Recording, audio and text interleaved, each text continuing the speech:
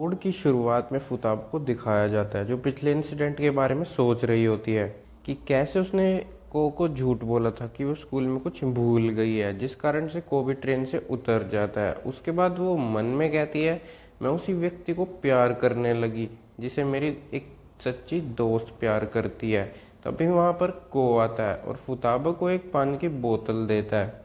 उसके बाद फुताबा पानी पीते हुए मन में कहती है, मैं सच में बीमार नहीं हूँ पर मैं कह नहीं सकती। उसके बाद को फुताबा से पानी की बोतल मांगता है, जिस पर फुताबा कुछ ऐसा रिएक्शन होता है। उसके बाद को फुताबा से बोतल ले लेता है, जिसे देखकर फुताबा मन में कहती है, इससे तो मैं ये एक इनडायरेक्ट किस होगी।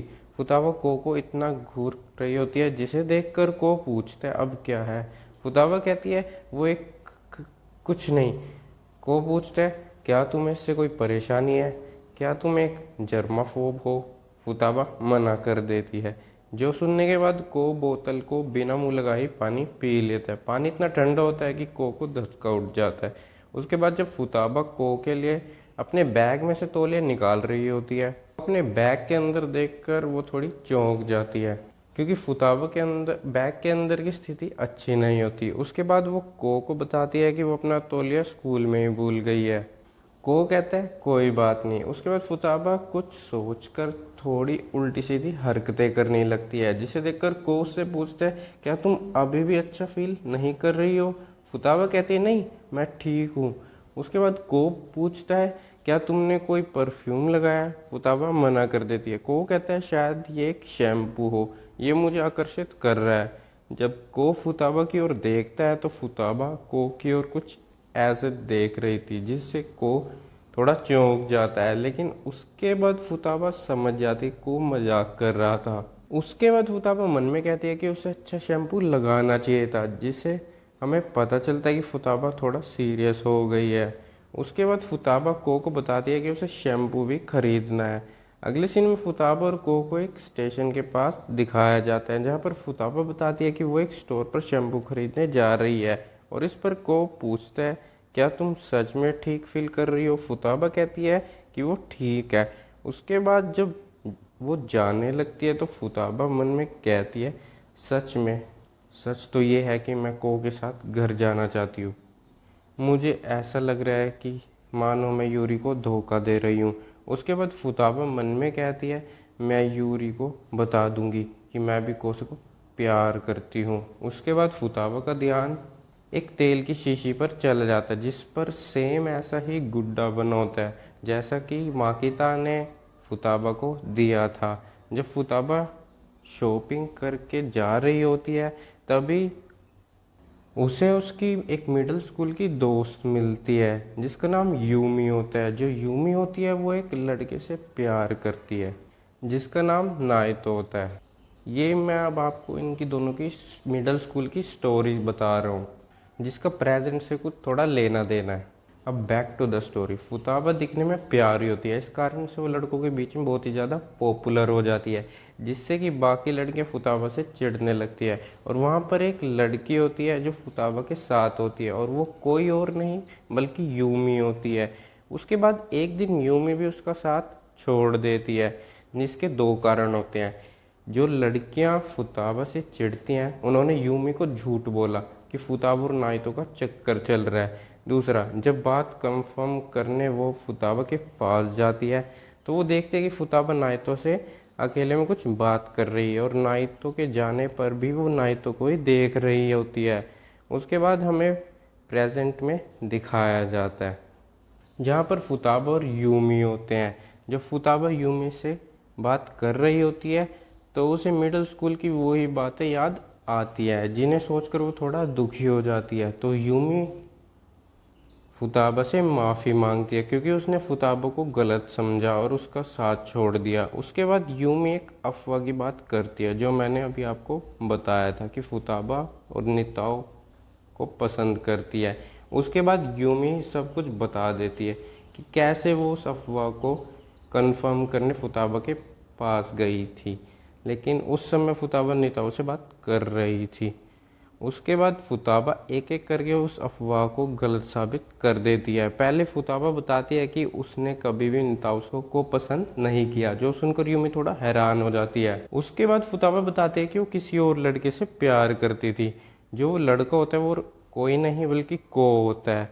अगले सीन में फुताबा को घर की ओर जाते हुए दिखाया जाता है, जहाँ वो सोचती है कि अगर उसने यूरी को बता दिया कि वो को से प्यार करती है तो शायद वो उसे माफ़ कर दे, लेकिन उसे कहीं ना कहीं लग रहा होता है कि वो उसे यूमी की तरह ही हेट करेगी। लेकिन उसके बाद भी वो तय कर लेती है कि वो यूरी को सब कुछ बता देगी। उसके बाद हमें फुताबा को दिखाया जाता है जो परेशान होती है क्योंकि उसने यूरी को अभी तक नहीं बताया कि वो भी को से प्यार करती है। तभी फुताबा की नज़र यूरी की ओर जाती है जिसके पास को आया होता है और वो उसे एक सीडी दे रहा होता है जो कि यूरी ने मंगाई थी, जो देखकर फुताबा थोड़ा हैरान हो जाती है और मन में यूरी को लक्की कहती है। उसके बाद माकिता फुताबा को वही सीढ़ी दिखाती है और बताती है कि वो उसे को ने दी थी। इतने में ही वहाँ मुराओ भी आ जाती है। उसके बाद जब फुताबा बाहर देख रही होती है तभी को उसे आवाज़ लगाता है जिससे वो थोड़ा चौंक जाती है और पूछती है कि क्या हुआ। तभी को उसे रिपोर्ट देता है जिसमें गलतियाँ होती है और वो रिपोर्ट फुताबा की ही होती है। ये वही रिपोर्ट है जो को और फुताबा ने एक साथ लिखी थी। उसके बाद फुताबा को कहती है कि वो रिपोर्ट को ठीक करके जमा करवा देगी। उसके बाद को उसकी सेहत के बारे में पूछता है, जो सुनते ही उसका ध्यान माकिता की ओर जाता है जो फुताबा को देखकर मुंह फेर लेती है जिससे फुताबा को बुरा लगता है।